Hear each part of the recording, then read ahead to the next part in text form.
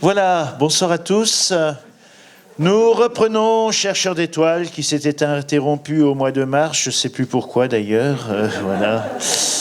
Et nous reprenons à l'occasion de cette nouvelle péripétie de notre bal masqué. Parce que je suis passé à l'école primaire, là, Saint-Michel, et ils étaient tous en train de chanter « On va au bal masqué, oyez, oyez, oyez ». Donc je me suis dit, ben voilà, c'est bien de le prendre comme ça. Voilà, Chercheur d'étoiles, donc une femme ravissante, bien sûr, à qui une actrice a prêté ses traits, bien sûr. Et eh bien, il s'agit de Esther, comme annoncé. Donc, une héroïne aussi de la tragédie racinienne que vous apprîtes peut-être en d'autres temps. En d'autres temps. L'avenir l'inquiète et le présent le frappe, mais plus prompt que l'éclair, le passé nous échappe. Regardez la beauté de l'alexandrin quand même. Hein. Pas sûr qu'elle ait prononcé ces mots en hébreu, mais bon, voilà. Hein. Donc, voilà. Que ma bouche et mon cœur et tout ce que je suis rendent honneur au Dieu qui m'a donné la vie. C'est beau, non, c'est vrai, la langue française est magnifique, magnifique. Et Esther aussi d'ailleurs, hein, donc voilà, j'ai pris un certain plaisir à évoquer son histoire. Donc Esther, c'est peut-être pas la plus connue, hein, je sais pas si c'est peut-être pas très très connu, hein, une héroïne. Donc, eh bien, c'est toujours un plaisir de présenter des personnages au féminin dans la Bible. Elles ne sont malheureusement pas si nombreuses. Et cette jeune femme va conjuguer la beauté, la foi et le courage. Bon, la foi, ça on trouve pas mal à la paroisse. La beauté, non, je vais dire des bêtises. Bien. Donc, loin en tout cas de l'image de la bigote, hein, que l'on pourrait avoir, que certains peintres mal pensants pourraient développer, évidemment, hein, de façon exagérée, comme les vamps à Lourdes, voilà. Eh bien non, elle est Miss Europe, Miss Univers, Miss Antiquité, hein, c'est une très belle femme. Très belle femme. Hein. Donc voilà. Hein. Et en même temps une lutteuse. En même temps, ça c'est une boxeuse. Hein. Je ne sais pas si elle est reconnue, mais enfin, c'est peut-être pas. Voilà. Bien. Donc des péripéties, un récit mouvementé, un récit hautement symbolique aussi, et un récit surprenant parce qu'il va avoir deux épilogues. Un épilogue heureux et un qu'il sera beaucoup moins. Toujours dans cette tradition de la Bible, qui est de ne point nous cacher les turpitudes et les penchants, quelquefois assez mauvais, que peuvent avoir même les héros bibliques.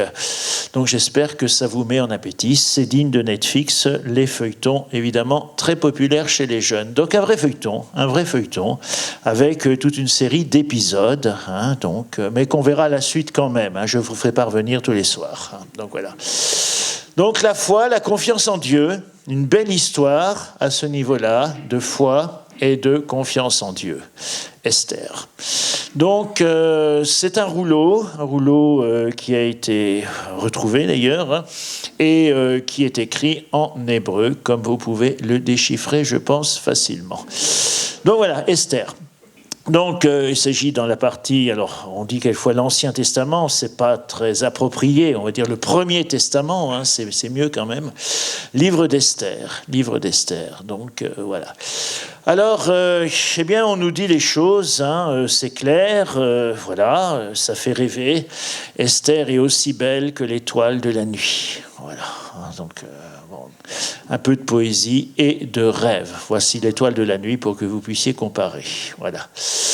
Donc, contextualisation de l'œuvre. Donc, on va nous mettre en situation ce récit. Voilà. On est dans l'Empire perse. Alors, un empire perse qui est décrit de façon, on va dire, assez peut-être hyperbolique, hein, mais enfin, peu importe. Hein, donc, dans les péripéties de l'histoire d'Israël, comme vous le savez, eh bien, ils ont eu la joie et le bonheur d'être envahis, persécutés et déportés par les Perses. Donc, c'était au temps d'Assuérus, c'est le verset 1 du livre, chapitre 1. C'est Assuérus qui régnait sur 127 provinces. Depuis l'Inde jusqu'à l'Éthiopie. Est-ce parfaitement historique? Ça, ce n'est pas sûr. Mais c'est pas grave. On va rentrer dans ce récit donc d'un, je veux dire, potentat extrêmement puissant, 127 provinces. Et une province, c'est beaucoup plus grand qu'un département. Hein. Donc, par rapport à notre président, eh bien, c'est quand même autre chose. Hein. Vous voyez la carte un peu de l'Empire qui, voilà, il serait 127 provinces, 127 provinces. Bien, donc ce roi se comporte un peu comme tous les rois de l'Antiquité. Hein. Il a tissé une véritable toile d'araignée, administrative, militaire, policière. Rien ne lui échappe. Hein. Tout ça est centralisé d'une façon relativement féroce. Hein. Donc on peut imaginer que c'est un extrêmement impérialiste, hein.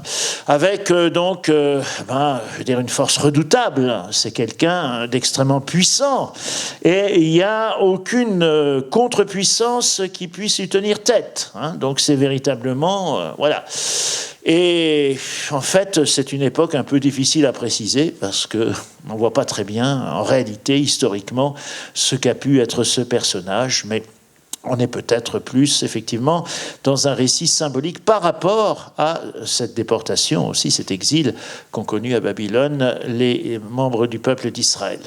En tout cas, on nous présente un cadre prestigieux. Hein, on peut l'imaginer parce que ces villes de l'Antiquité étaient magnifiques, hein, les jardins suspendus de Babylone, etc.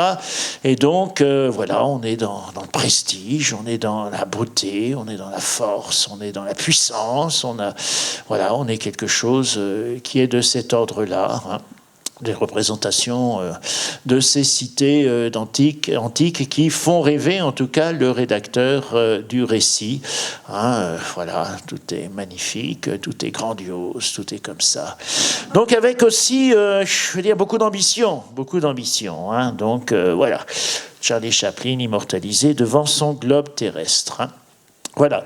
Et on l'imagine bien, une administration extrêmement efficace, puisque on imagine que c'est une mosaïque de peuples différents qui sont assujettis au même joug politique et qu'il faut arriver à traiter toute cette différence, à la maîtriser et à l'organiser. Mais de toute façon, il y a les arguments, hein, les arguments pouvant être particulièrement frappants, comme l'indique cette force de frappe.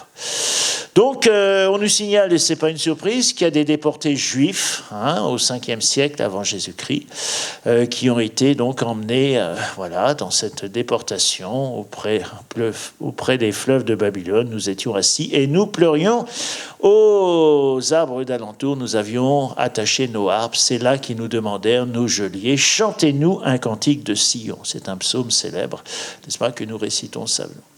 Alors, verset 2. Chapitre 1 toujours.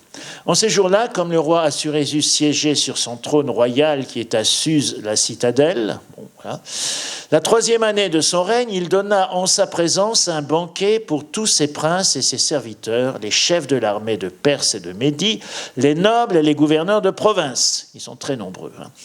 Il voulait leur montrer la richesse de sa gloire royale et la splendeur de sa grande magnificence pendant de longs jours, 180 jours durant. 180 jours de bringue royale. Donc on peut imaginer que l'on n'a pas bu que de l'eau de Vichy. Donc voilà. Et on sent effectivement ce caractère outrancier de ce roi qui veut étaler sa richesse. C'est aussi un argument politique, parce que par rapport au peuple soumis, il s'agit de montrer les choses. Donc orgueil et vanité. J'aime bien les fleurs là qui se... Voilà. Donc c'est quelqu'un qui ne se prend pas pour n'importe qui et qui n'est d'ailleurs pas n'importe qui. Alors, on nous donne quelques indications sur la déco, tant qu'à faire. Architecture d'intérieur, des tentures blanches et violettes étaient attachées par des cordes violettes. C'est difficile à avoir, c'est des couleurs qui sont chères. De lin et de pourpre à des anneaux d'argent, à des colonnes de marbre blanc. Pour le banquet, des lits d'or et d'argent, donc on mange couché, étaient posés sur des pavements de porphyre, pierre précieuse, de marbre blanc, de nacre et de marbre noir. On servait à boire dans des vases d'or de différentes formes, et le vin du roi était versé avec une libéralité royale. Voilà. Rappelons que l'abus d'alcool est dangereux. La règle était de boire sans contrainte. Oui, c'est une règle. Voilà. Car le roi avait ordonné à tous les maîtres d'hôtel de servir selon le bon plaisir de chacun. Et comme vous avez vu que ça va durer, donc on peut imaginer dans quel état sont les convives. D'accord? Voilà. Donc des vases de toutes sortes, on a retrouvé des choses magnifiques. Hein, donc voilà. Donc, et tout ça dans un prestigieux cadre. Ça, c'est la galerie des glaces à Versailles. C'est peut-être pas exactement ça, mais on peut rêver de ce cadre prestigieux et de cette nourriture en abondance extraordinaire, etc. Hein. Bon, donc, 7 jours, ensuite, les 7 derniers jours de la fête. Donc, on peut imaginer que les convives seraient testés positifs. Hein, je veux dire, à l'alcoolémie. Hein, donc, effectivement, on n'est pas très clair. Le 7e jour, alors que le roi avait le cœur joyeux sous l'effet du vin, on le croit volontiers, il donna l'ordre à Méhouman, à Bizeta et Arbona, à Bigata, à Bagazeta et Carthage, les 7 eunuques qui étaient au service du roi Assuérus, de faire venir devant le roi la reine Vasthi, portant sa couronne royale pour montrer sa beauté au peuple et aux princes, car elle était agréable à voir. Excusez-moi, j'espère qu'il n'y a personne de moins de 18 ans ici dans la salle. Donc, vous avez bien compris que le roi désire que l'on montre la reine vêtue de sa simple couronne, d'accord, devant un public d'esthètes, enfin, qui risque d'être particulièrement excité. Et on peut imaginer que c'est un public masculin. Hein. Donc, c'est la femme objet. Hein, c'est la femme objet. Hein. Je n'ai jamais compris pourquoi au salon de l'auto, ils asseyaient des dames sur les voitures. C'est pas pratique pour rouler. Enfin, je sais pas. Voilà. Hein. Donc, effectivement, ça n'est pas très réjouissant pour la reine Vasthi, très franchement. Hein. Donc, la femme objet. Hein, la femme objet. Et alors, le verset 12 nous dit « Mais la reine Vasthi refusa de venir selon l'ordre du roi transmis par les eunuques. » Je crois qu'à sa place, on aurait fait pareil. Hein. Donc, effectivement, elle ne désire pas, elle manifeste, voilà. Alors, vous imaginez bien, vu le caractère du roi, hein, c'est une histoire terrible, le roi en fut très irrité et sa colère s'enflamma. S'enflamma. Bon, voilà, donc il est furieux. Et donc on est en conflit entre ce roi qui entend être obéi à tout moment, même dans ses états d'ébriété, et une reine qui, on imagine, veut garder sa dignité. Hein, on peut comprendre la reine. Hein, oui, on la comprend. Bien. Alors, donc, surtout plus que les convives, encore une fois, sont pas très frais. Hein, donc, vêtus de son seul diadème, bon, voilà. Hein, bon, j'insiste pas. Hein. Le roi s'adressa aux sages qui avaient la connaissance des temps, car toute affaire royale devait aller devant les spécialistes de la loi et du droit. Donc ça pose un problème, ce refus féminin d'obtempérer aux décisions royales. Que faire conformément à la loi? Donc le roi tient à mettre les formes quand même, ils sont civilisés, pour punir la reine Vasthi de n'avoir pas obéi à l'ordre d'Assuérus, transmis par les eunuques. Donc il s'agit de punir la reine, elle n'a pas obéi. Hein, voilà. Mais Moukan prit la parole en présence du roi et de ses princes. Ce n'est pas seulement contre le roi que la reine Vasthi a mal agi, mais contre tous les princes et contre tous les peuples dans toutes les provinces du roi d'Assuérus. Vous voyez pourquoi les hommes commencent à avoir peur. Si l'exemple vient d'en haut et que la reine refuse d'obéir au roi, que va-t-il se passer pour chacune de nos épouses ? Vous voyez ? Donc, car son attitude sera connue de toutes les femmes et leur fera mépriser leur mari. Quand on leur dira, le roi Assuérus avait ordonné de faire venir la reine Vasthi en sa présence, elle n'est pas venue, eh bien, on risque de perdre l'autorité masculine. Et du côté de la barbe et la toute-puissance. Donc c'est fort fâcheux et l'entourage du roi s'en émeut. Vous ne saviez pas qu'il y a des trucs comme ça dans la Bible. Hein. Donc voilà. Et dès aujourd'hui, les princesses de Perse et de Médie qui auront entendu parler de l'attitude de la reine vont se mettre à répliquer à tous les princes du roi. Vous comprenez ? ce seront que mépris et colère. Donc il faut faire quelque chose. Il faut faire quelque chose. Il y a un danger, voilà, même domestique, etc. Puisque si les femmes commencent à se rebeller, là, on va vraiment avoir un très très gros problème. Très gros.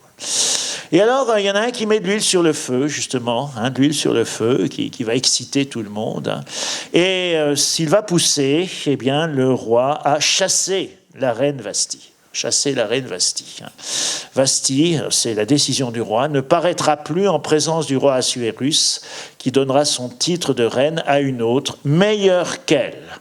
On se demande un petit peu ce que seront les critères de meilleur. Enfin, voilà. Donc voilà, il est content, il a fait ça. Donc, et en même temps, eh bien, ce conseiller très particulier suggère au roi que ça ne serait pas une bonne idée de rester célibataire. Donc voilà, et qu'il faut absolument qu'il choisisse eh une nouvelle reine. Donc voilà, il va falloir qu'il fasse quelque chose, voilà. Les gens qui étaient au service du roi dirent alors qu'on cherche pour le roi des jeunes filles vierges, agréables à voir, qu'il établisse dans toutes les provinces de son royaume des commissaires pour rassembler à Suse, la citadelle, dans la maison des femmes, toutes les jeunes filles vierges et agréables à voir, sous l'autorité de Égée, eunuque du roi, gardien des femmes, qui leur donnera ce qui est nécessaire à leur toilette. La jeune fille qui plaira au roi deviendra reine à la place de Vasthi. Vous voyez que les mœurs sont quand même assez particulières. Donc, on va faire un concours de Miss Antiquité pour voir laquelle pourra succéder à la reine Vasthi. Voilà. Donc, c'est pas mon émission préférée, mais bon, voilà, on peut imaginer qu'il y a quelque chose comme ça. Et donc, voilà. Et devinez quoi ? Eh bien, il y en a une qui va être choisie et qui s'appelle Esther. Voilà, Esther. Esther est choisie, et d'une beauté incroyable, et elle va plaire au roi, et ça a l'air d'être unanime. Alors qui est-elle, cette Esther ? La police fait une petite enquête quand même, puisqu'elle va approcher du roi. Elle est orpheline de père et de mère, domiciliée chez son oncle tuteur Mardochée, à Suse, ici même, à Suse la citadelle, donc dans la capitale. Voilà. Mardochée, c'est donc son tuteur et son oncle, et qui lui dit, eh bien, tu as été choisi, mais surtout, ne dis jamais que tu es juive. Ne dis jamais que tu es juive. Donc tu dois cacher ton identité. Là, tu vas avoir peut-être une destinée extraordinaire, mais tu ne dois pas dire qui tu es. Tu ne dois pas dire que tu es juive. Voilà. Alors, elle a un nom qui pourrait, en hébreu, faire penser à une divinité babylonienne. Elle n'a pas un nom typiquement juif, donc elle peut faire illusion de ce point de vue-là, divinité babylonienne. Esther fut amenée au roi Assuérus, au palais royal, au 10e mois, qui est le mois de Tévet, le 7e année de son règne. Et le roi la préféra à toutes les autres femmes. Elle gagna sa bienveillance et sa faveur plus que toutes les autres filles. Il mit sur sa tête la couronne royale et la fit reine à la place de Vasthi. Voilà. Donc c'est inespéré pour quelqu'un qui est à l'origine une captive quand même. Donc voilà. Mais elle a été choisie. Donc success story. Donc voilà. Et dire voilà, c'est une belle opportunité qu'une fille d'Israël puisse accéder au sommet de la hiérarchie et qu'elle soit la femme du roi, et même la reine. Chapitre 3. Après ces événements, le roi Assuérus distingua Aman, fils de Hamadata, du pays d'Agad. Il l'éleva en dignité, lui accorda la prééminence sur tous les princes, ses collègues. Donc voilà, petite affaire de palais. On va faire monter quelqu'un qui va être un personnage évidemment redoutable. Donc Aman, voilà, Aman n'est pas sympathique. Donc voilà, c'est un personnage inquiétant. C'est pas sûr que ce soit son vrai portrait. Et donc qui a beaucoup d'ambition. Donc oui, les affaires se succèdent, voilà. Tous les serviteurs du roi qui étaient de service à la porte du roi s'agenouillaient et se prosternaient devant Aman. Il ne se prend pas pour n'importe qui. Il exige que l'on se prosterne devant lui. Ainsi, on avait ordonné le roi, parce qu'il est représentant du roi. Mais l'oncle de Esther Mardochée ne s'agenouillait pas et ne se prosternait pas, parce qu'il ne faisait que devant Dieu. Et donc, il ne voyait pas pourquoi il devait faire ça devant un simple mortel. Donc, eh bien, Mardochée sert à la porte du roi. La porte du roi, ce qui est un lieu évidemment tout à fait stratégique, et un lieu aussi où on peut entendre certaines choses. Voilà, du côté des portes, il y a toujours des choses à écouter. Et donc, ce Mardochée est un fonctionnaire royal, quoique d'origine étrangère lui aussi, mais il faut penser que l'Empire est une constellation de peuples divers, qu'il s'agit d'amalgamer tout ce monde-là en essayant de les subjuguer par la puissance, la force, la beauté de l'Empire. Voilà. Et donc, Mardochée refuse d'obtempérer. Et il va s'opposer donc à ce Haman. Donc c'est un peu compliqué. Et en plus, Mardochée va servir d'indique. C'est-à-dire qu'étant à la porte du roi, il va entendre qu'un complot se trame entre les eunuques contre l'empereur. Et il va faire un travail d'indique. Il va annoncer, dénoncer ce complot. Alors évidemment, il fait échouer ce complot, mais il ne s'attire pas que des ennuis. Que des amis, pardon. Il s'attire des ennuis et pas que des amis. Donc vous comprenez pourquoi. En général, les balances, on n'aime pas trop ça dans le milieu. Donc les gens qui vont être dénoncés. Alors, en plus, il ne s'agenouillait pas, il ne se prosternait pas. Donc, ça fait beaucoup. Et Haman va être rempli de fureur. Il va cibler ce Mardochée comme étant, effectivement, un opposant qui doit être balayé. Encore une fois, c'est un monsieur très désagréable. Alors, il va se renseigner, il va se demander un petit peu quelle est l'origine de ce Mardochée. Et comme on lui avait appris de quel peuple était Mardochée, il dédaigna de porter la main sur lui seul, d'en faire une affaire politique et collective. Et il résolut de faire disparaître avec Mardochée tous les Juifs qui étaient établis dans tout le royaume d'Assuérus. Voilà. Donc on est maintenant sur une menace de génocide. L'histoire se répète. Une sorte de haine ancestrale dont les rédacteurs bibliques ont conscience qu'au fond, il y a toujours cette menace récurrente, quel que soit l'empire, quelle que soit l'époque, il y a toujours cette forme d'agressivité dont le peuple d'Israël fait l'objet.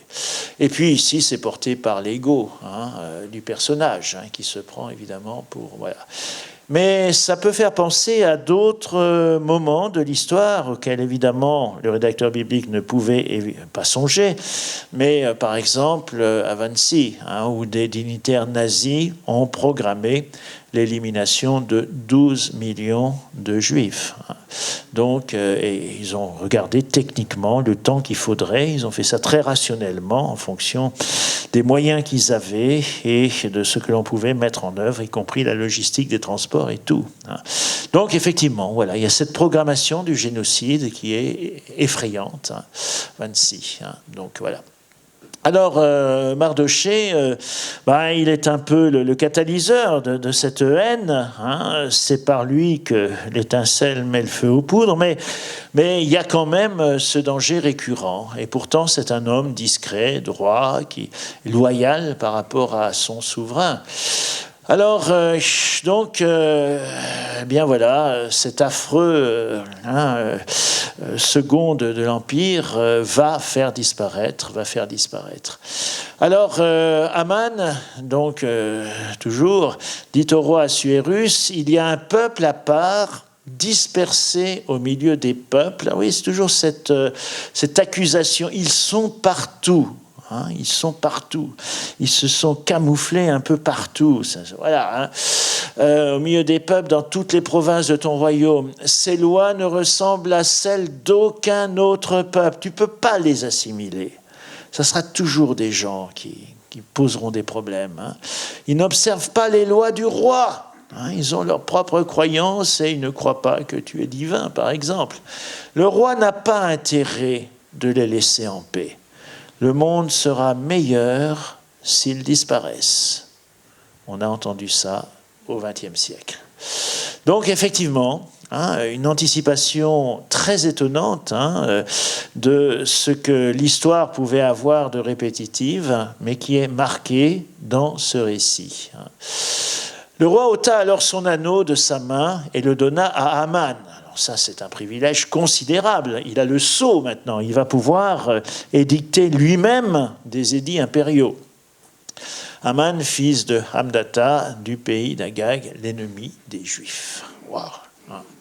Et il s'en lave les mains. Finalement, il ne veut pas s'occuper de cette affaire-là. Écoute, tu t'occupes du truc. S'il y a un peuple qui nous pose des problèmes, tu t'en occupes. Je te donne le pouvoir. Je te donne le pouvoir.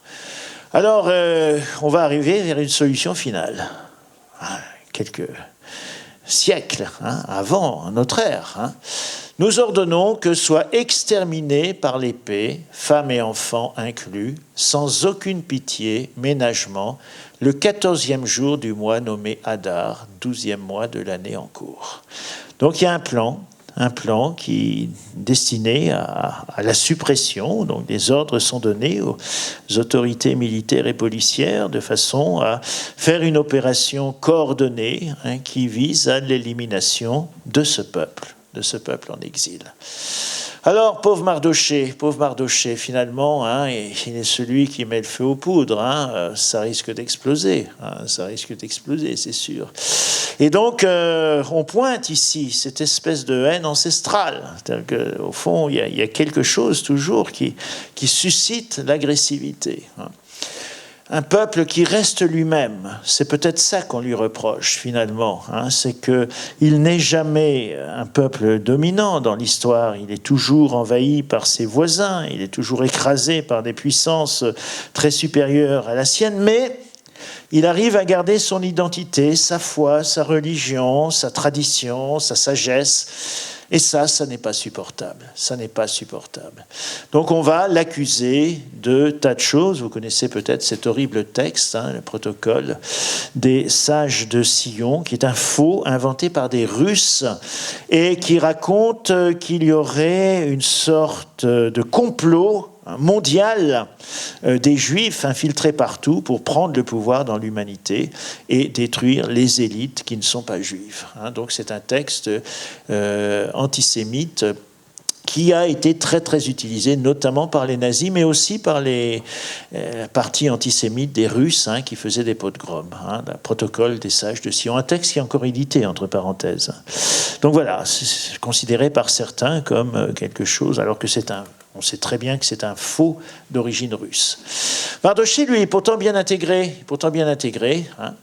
Et dès qu'il a pris tout ce qui venait d'arriver, il est bien placé pour le savoir, il est aux portes du pouvoir royal.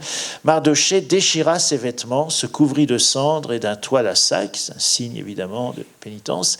Il parcourut la ville poussant un grand cri de douleur. Donc, gémissement pour le moment.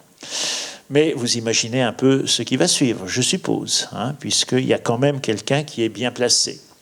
Les servantes d'Esther ainsi que ses eunuques l'avertirent et la reine en fut toute bouleversée. Évidemment, elle apprend que les gens de son origine sont menacés de génocide.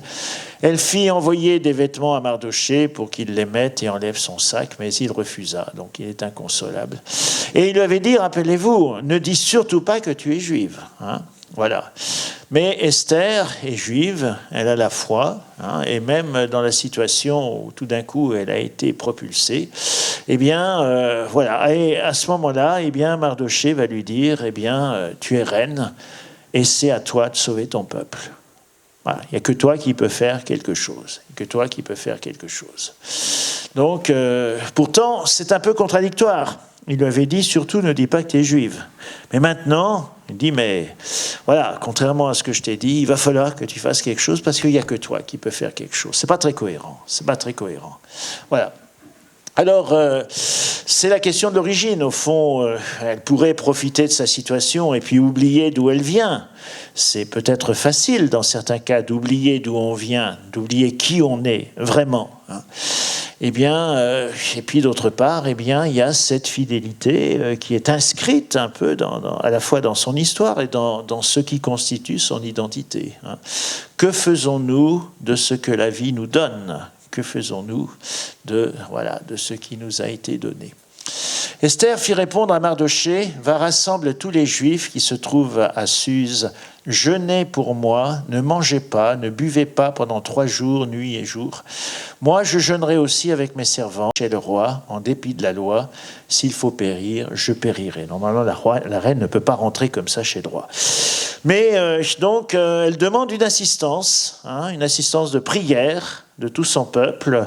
Elle-même va s'inscrire dans une démarche de prière, profondément, et puis d'audace, puisqu'il y faut faire quelque chose. Donc elle demande à la fois le soutien de son peuple et elle fait mémoire de ses racines juives profondément spirituelles, puisqu'elle se met dans une attitude de prière, se met sous le regard de Dieu à qui elle demande son aide. Elle demande l'aide de Dieu. Et donc c'est risqué parce que révéler son origine, c'est peut-être mourir. Que va dire le roi qui vient de faire décréter par personne interposée, c'est vrai, mais enfin, qui peut difficilement désavouer son homme de confiance, qu'elle-même est de cette origine qui lui a été présentée comme épouvantable et détestable. Suspense. Eh bien, vous saurez la suite la semaine... Non, pardon. Alors, chapitre 5, verset 1, au 3e jour, lorsqu'elle eut cessé de prier, mais c'est important, elle se met bien dans ces démarches de prière d'abord, Esther quitta ses vêtements de suppliante et revêtit ses habits d'apparat. Et comme elle était superbe, on imagine qu'avec la haute couture, ça doit faire une superbe coefficient T. Bon, elle est morte de peur. C'est beau quand même, parce que c'est pas une héroïne au nerf d'acier. Franchissant toutes les portes, elle se trouva devant le roi. On imagine ce que peut représenter le roi. Rappelez-vous ce qui était arrivé à la reine précédente quand même. Et il était assis sur son trône royal, revêtu de l'habit avec lequel il paraissait en public, donc on peut imaginer que ce n'était pas en survêt, rutilant d'or et de pierres précieuses, il était redoutable. Et il l'est. Ça veut dire qu'un froncement de sourcils peut vous envoyer à la mort la plus atroce. Levant son sceptre d'or, il le posa sur le cou d'Esther, puis il l'embrassa en disant « Parle-moi ». Ça se présente plutôt bien. Mais il ne faut pas de faux pas, faut pas de faux pas. Enfin, visiblement, il est très épris de Esther, et donc il l'autorise à lui parler. Franchissant toutes les... on s'est dit jadis ça. Alors, qu'y a-t-il, reine Esther? Quelle est ta requête? Quand ce serait la moitié du royaume, cela te serait accordé. Waouh! Je ne sais pas s'il avait encore bu un petit coup, mais enfin voilà. Donc il a l'air dans les meilleures dispositions. Ça vous rappelle peut-être un certain Hérode qui avait fait ce genre de promesse aussi. Voilà. Donc la moitié du royaume, ça te sera accordé. Bon, c'est très... Voilà. Et il avait eu la tête de Jean-Baptiste, n'est-ce pas? Voilà. Donc, c'est une sorte de démesure, mais le roi est vraiment dans la démesure, à tout point de vue. Il est présenté comme ça. Esther dit, « S'il plaît au roi que le roi vienne aujourd'hui avec Aman au banquet que j'ai préparé. » Elle ne commence pas par l'attaquer de front. Subtilité féminine. Donc, j'ai préparé un banquet et ça me ferait très très plaisir, mon roi, que vous y veniez avec Aman, votre homme de confiance. N'est-ce pas? Voilà. Surprise. Voilà. C'est charmant tout ça, c'est charmant. Voilà. Alors c'est très malin, très féminin. Donc on va agir avec délicatesse et charme. Ne pas attaquer de front, comme une grosse brute, etc., et risquer de se faire étaler. Au cours du banquet, qui a lieu et qu'elle a soigné, bien sûr, avec toute la délicatesse et la subtilité dont elle est capable, et elles sont grandes. Le roi dit de nouveau à Esther, quelle est ta demande? Parce qu'il se demande quand même, il se dit, c'est quand même étonnant, elle vient me demander quelque chose, elle m'invite à un excellent repas en sa présence, qui est tout à fait charmant, mais elle ne m'a toujours pas demandé, elle me dit ce qu'elle voulait.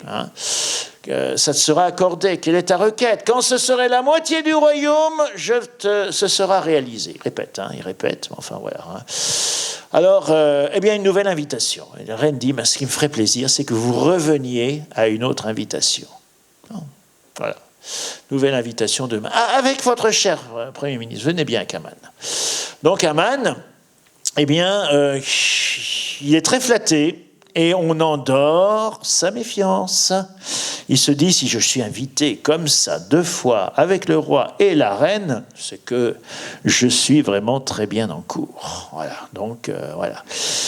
Et en même temps, il est agacé parce que le vieux Mardochée ne s'est toujours pas prosterné. Il faudrait que je me le fasse, celui-là. C'est ce qu'il pense. Hein. Donc voilà. Bon, ok. Ouais, ça fait un peu bande dessinée, mais enfin voilà. Hein. On imagine son état d'esprit. Sa femme, Zérès, et tous ses amis lui dirent alors que l'on dresse une potence de 50 coudées et demain matin demande au roi qu'on y pende Mardochée. Hein, c'est vrai, au point de vue digestif, c'est agréable.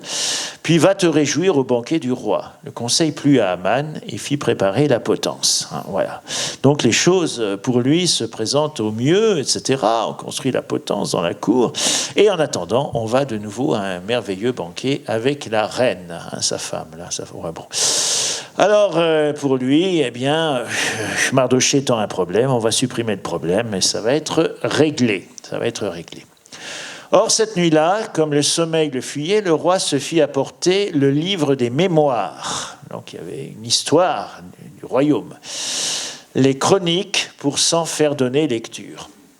Et il s'aperçoit que, bon, je ne sais pas si c'est un livre assommant, hein, peut-être, hein, le livre qui raconte l'histoire de tout ce qui se passe. Enfin, c'est presque un rapport de police, d'ailleurs. Hein. Donc, le plus ennuyeux qui vous endort, etc. Voilà. Mais il ne s'endort pas tout de suite, et il s'aperçoit dans les mémoires du royaume qu'il y avait eu un complot. On ne l'avait pas dit, d'ailleurs, il y avait un complot qui avait été déjoué, hein, et qu'un certain Mardochée avait fort bien agi en dénonçant ce complot. Il a révélé sur les eunuques du roi, etc., qui avaient cherché à porter la main sur le roi. Donc il a échappé à un complot, il n'avait pas su ça, on n'avait pas fait rapport, et il découvre ça. C'est Mardochée, ça c'est voilà. Eh bien, voilà. Alors il demande à Aman. Hein, au fond, il paraît qu'il y a un Mardochée qui m'a sauvé. Là, il faut que. Mais il dit pas le nom. Hein, il dit pas le nom tout de suite. Il dit il y a un type qui m'a sauvé.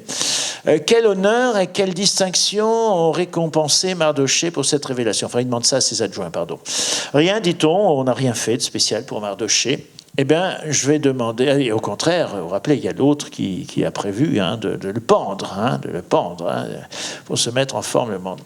Alors, il y a une sorte de quiproquo, parce qu'il va parler à Aman, et il va dire, il ne va pas prononcer le nom de Mardochée, c'est là que j'y arrive, et il va demander à son ministre, à ton avis, comment faut-il traiter un homme que le roi désire honorer? Vous voyez le quiproquo? C'est-à-dire qu'Aman se dit « Ah, he is speaking about me. Il doit parler de moi. Il va parler de moi. Il va falloir que je fasse des bonnes suggestions, n'est-ce pas? Parce que le roi, quand il m'a 2 fois invité au banquet avec la reine, tout ça, il doit me trouver très, très bien. Très, très bien. Hein, donc voilà. Alors, le roi parle de Mardochée, bien sûr, mais donc Aman pense qu'il s'agit de lui. Vous avez compris. Alors, Aman, il propose des choses qui lui plairaient. Hein, qu'on apporte un vêtement royal parmi ceux que le roi a déjà porté, un cheval que le roi a monté, un bandeau royal qui a déjà orné sa tête, que l'on confie vêtements et cheval à l'un des plus nobles des princes du roi. On revêtira alors l'homme que le roi désire honorer. On le conduira à cheval sur la place de la ville et devant lui on criera « Voilà comment on traite l'homme que le roi désire honorer. » Voilà, triomphe, triomphe. Hein, il se met déjà en scène. Hein. Ouais, voilà, il est heureux, il pense que ça va marcher, très très bien, voilà. Bon, donc quiproquo parfait. Alors le roi lui dit, vite, prends le vêtement, c'est bonne idée, très bonne mise en scène, bravo mon cher. Hein. Donc tu vas le faire pour Mardochée, le juif qui est assis à la porte du roi. Et surtout ne néglige rien de ce que tu as dit. Oh, alors là, franchement, hein, donc c'est l'arroseur arrosé, hein, ouais, célèbre, hein, d'accord, voilà, l'arroseur arrosé. Alors, donc il arrive chez lui, évidemment, il est furieux, il est d'une humeur de dogue. Il dit à sa femme, tu sais ce qui m'est arrivé. Et Aman raconte à sa femme, Zérès, et à tous ses amis ce qui était arrivé. Ses conseillers, sa femme lui dire, ce Mardochée devant qui tu commences à capituler, s'il appartient bien à la race des Juifs, tu ne pourras rien contre lui, tu capituleras totalement contre lui, tu vas te laisser faire. Enfin voilà. Hein. Donc, bon, ceci dit, il fallait qu'il rejoigne le festin royal. Hein, et il y avait toujours cette demande, quelle est ta demande, ô reine Esther? Cela te sera, c'est toujours le roi qui disait ça. Hein, quelle est ta requête? Quand ce serait la moitié du royaume, il se répète, il n'y a pas beaucoup de... Et alors, à ce moment-là, eh bien, Esther va abattre ses cartes. Accorde-moi la vie. Accorde-moi la vie. Mais pourquoi? Pourquoi? Eh bien, accorde la vie à mon peuple. Et là, elle révèle son identité. C'est le moment de le faire. Hein. Car nous avons été vendus, moi et mon peuple, pour être exterminés, tués, anéantis. Hein. Donc, voilà. Hein, voilà la situation. Hein. Donc, je suis juive. Hein. Elle se révèle, elle révèle son identité, elle prend ce risque immense. Hein. Vous vous rappelez ce roi Christian X du Danemark, hein, face aux nazis, qui avait dit moi je porterai l'étoile juive. Hein, je porterai l'étoile juive. Hein. Donc voilà. Alors, le roi Assuérus prit la parole et demanda à la reine Esther, mais de qui s'agit-il? Quel est l'homme qui a osé décréter quelque chose pareil, qui te met en péril, hein, toi, ma bien-aimée, au nom du roi, au nom du roi. Esther répondit, l'adversaire, l'ennemi, c'est Haman. C'est ce misérable devant... Alors, Haman était en train d'avaler de travers, hein, puisqu'il était au banquet. Hein. Il assiste à la conversation en direct. Et devant le roi et la reine, Haman fut terrifié, on le serait à moins. Hein. Donc, il est mis en accusation. Hein. Donc, il avale de travers. Alors, il dit, comment j'ai fait ça? Alors, plein de fureur, le roi se leva, quitta la salle du banquet pour gagner le jardin du palais, tandis qu'Haman se tenait près de la reine Esther et lui demandait grâce pour sa vie, voyant bien que le roi avait décidé sa perte. Donc voilà. Arbona, l'un des eunuques, dit devant le roi, il y a justement dans la maison d'Haman une potence de 50 coudées qu'Haman avait dressée pour Mardochée, l'homme qui a parlé pour le bien du roi. Vous savez, celui qui avait sauvé le roi. Le roi dit qu'on l'y pende. Voilà. Celui qui avait préparé la potence, elle va servir pour lui. On pendit Haman à la potence qu'il avait préparée pour Mardochée, et la fureur du roi s'apaisa. Voilà. Bon. Ouais. Alors, le roi avait repris son anneau à Haman, il l'ôta de son doigt pour le donner à Mardochée. Mardochée est maintenant l'homme de confiance, puis il a sauvé le roi. Esther confia la gestion de la maison d'Haman à Mardochée. Donc on récupère les biens au passage. Et voilà, Mardochée, Premier ministre. Happy end? Fin joyeuse, n'est-ce pas? Donc, alors ceci dit, cette histoire anticipe les pogroms quand même. Hein. Donc, effectivement, c'est assez... Hein. Et on pourrait se dire, ça se termine bien, bravo, voilà, c'est heureux. Donc ça, c'est la première fin, le premier épilogue. Mais il va y en avoir un deuxième qui va nous surprendre,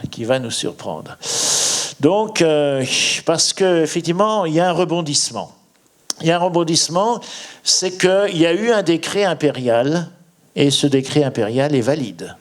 Donc, la police va l'appliquer. Hein. Alors, il faut encore agir. S'il plaît au roi, si j'ai trouvé grâce devant lui, dit la reine Esther, si ma prière ne lui paraît pas déplacée, si je suis bien vue à ses yeux, je le supplie de révoquer par de nouvelles lettres celles qu'a envoyées Haman, fils de Hamdata, du pays d'Agag, ces lettres qui ordonnaient de faire périr les Juifs dans toutes les provinces du royaume. Ça semble effectivement parfaitement logique. Donc, il va y avoir un nouvel édit. Par ces lettres, le roi accordait aux Juifs, en chaque ville, le droit de se rassembler, de mettre leur vie en sécurité. La suite va nous surprendre. Et celui d'exterminer, dans la Bible, hein, de tuer, de faire périr tous les gens armés des peuples ou des provinces qui voudraient les attaquer, y compris les enfants et les femmes, et celui de piller leurs biens. C'est très étrange, hein. C'est-à-dire que là, effectivement, la Bible ne nous cache rien. On aurait pu avoir une fin vertueuse. Hein. Mais la reine Esther profite de sa situation pour faire exterminer tous ceux qu'elle pourrait considérer comme des menaces, avec leur famille.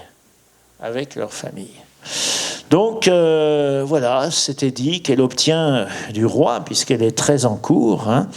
Donc, dans chaque province et chaque ville où parvenait l'ordre du roi, son édit pour les Juifs, ce n'était que joie, allégresse, banquet et fête. Bon, on peut comprendre qu'ils soient heureux d'être hors de danger. Parmi les peuples de la terre, beaucoup se firent juifs, car la peur des Juifs les avait saisis. curieusement, ils se mettent en situation de domination. De domination. Hein. Voilà. Alors on peut comprendre qu'ils ayant chassé ce rêve de pouvoir se défendre et même d'être craint, donc suffisamment pour ne pas voir se reproduire cet antisémitisme, etc., qui était épouvantable. Mais du coup on va s'armer, on va se révolter, ce qui pourrait paraître légitime, etc. Mais ça ne va pas s'arrêter là, ça va pas s'arrêter là, on pourrait imaginer que ça se termine gentiment, etc.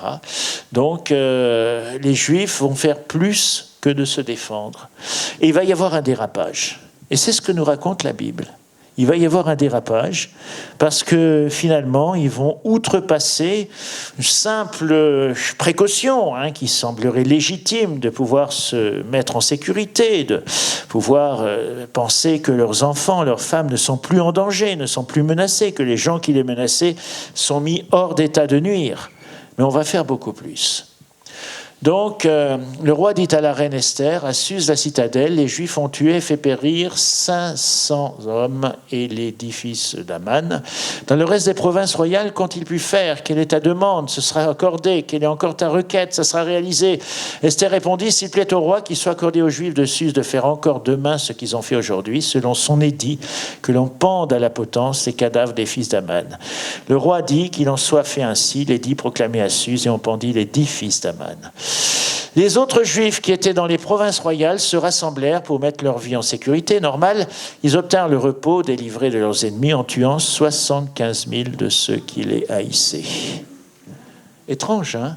Étrange.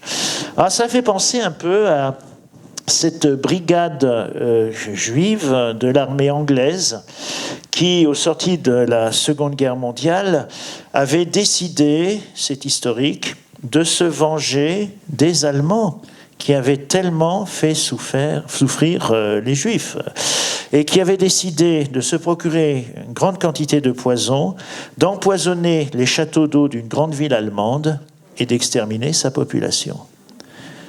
Ils ont été arrêtés juste avant d'arriver à leur fin. Voilà.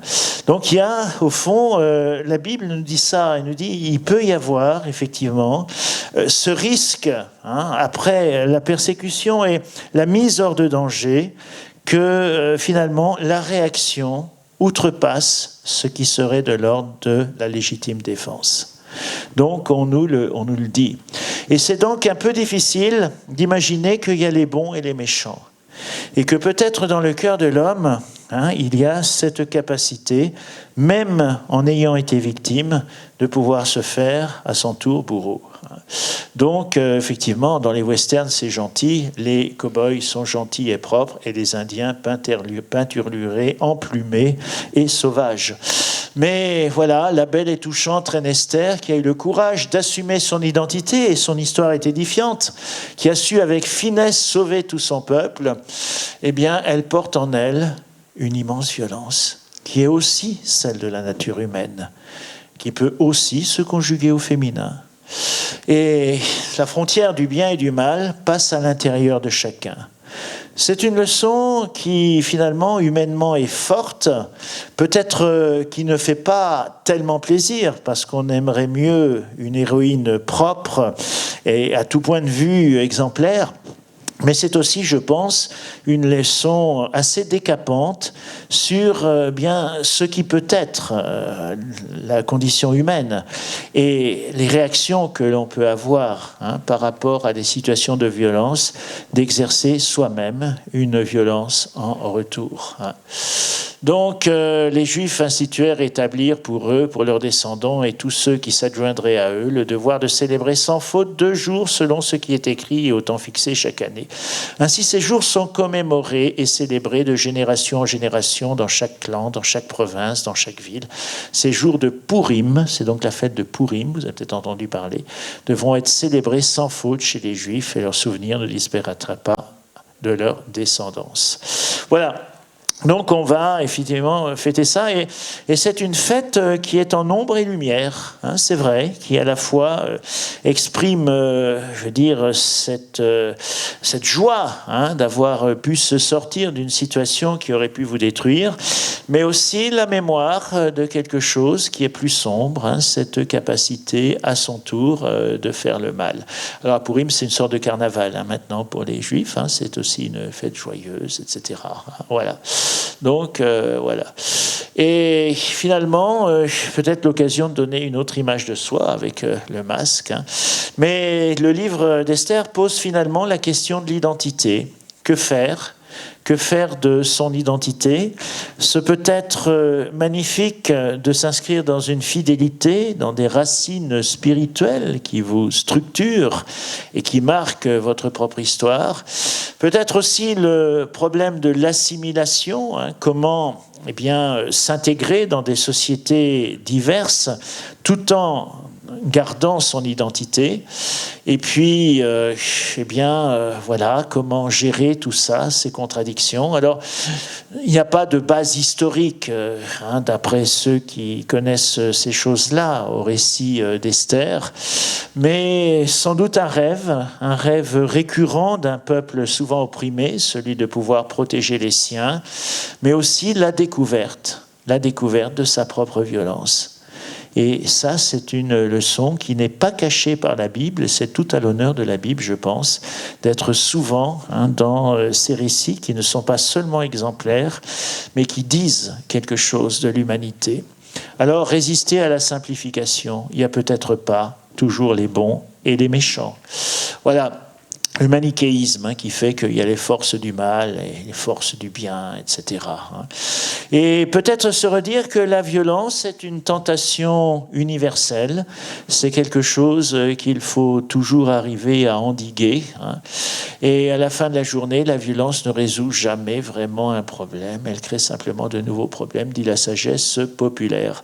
Voilà ce livre. Alors fallait-il garder le livre dans le canon des Écritures ? La question s'est posée parce que vous avez rarement ces lectures à l'église, hein, vous avez remarqué, hein, et donc ça peut se comprendre. Et pourtant, voilà, on s'est dit que c'était bien. C'est un livre qui parle pas de Dieu. À un moment, on la voit prier, mais enfin, on voit pas que c'est Dieu qui fait ceci ou qui fait cela. Hein. Mais Dieu, il est caché. Hein, et finalement, il laisse cette liberté, ce libre arbitre aux humains de discerner ce qui n'est jamais simple, le bien et le mal, d'agir avec générosité, comme elle le fait, avec véritablement une capacité de profiter du moment opportun, mais aussi de se laisser entraîner par sa violence. Donc il y a ensuite l'écriture d'un Esther grec, qui a plus de prières et qui est un peu plus douteux dans son origine. Mais je traduis ça en disant que c'est une question toujours actuelle, même pour l'Israël moderne. C'est-à-dire, au fond, à la fois, cette fougue, cette beauté de ceux qui ont voulu cet État d'Israël au sortir de la Seconde Guerre mondiale, est très émouvant. Pensez au film Exodus, par exemple. Et en même temps, cette réalité du mur, par exemple. Alors, qu'est-ce qui fait notre identité ? Que fait-on de son identité ? Que fait-on ? Il y a toujours cette tentation identitaire qui pourrait finalement être violente et écrasante. Un chemin difficile pour choisir la vie, et c'est peut-être justement le paradoxe de cette liberté humaine que Dieu nous laisse. Mais c'est aussi finalement la capacité de pouvoir gérer ça. Et peut-être bien aussi que au-delà de cette haine, les rencontres soient possibles. C'est ce dont parle d'ailleurs dans sa toute dernière encyclique notre pape, ça vient de sortir. Et puis ces exemples, ces jeunes gens là, il y en a un qui dit qu'il est musulman tunisien et hollandais, et elle qui dit qu'elle est juive et hollandaise, et que ça c'est le résultat de leur amour, le résultat de mon amour. On ne saurait mieux dire. Voilà. Merci de votre attention.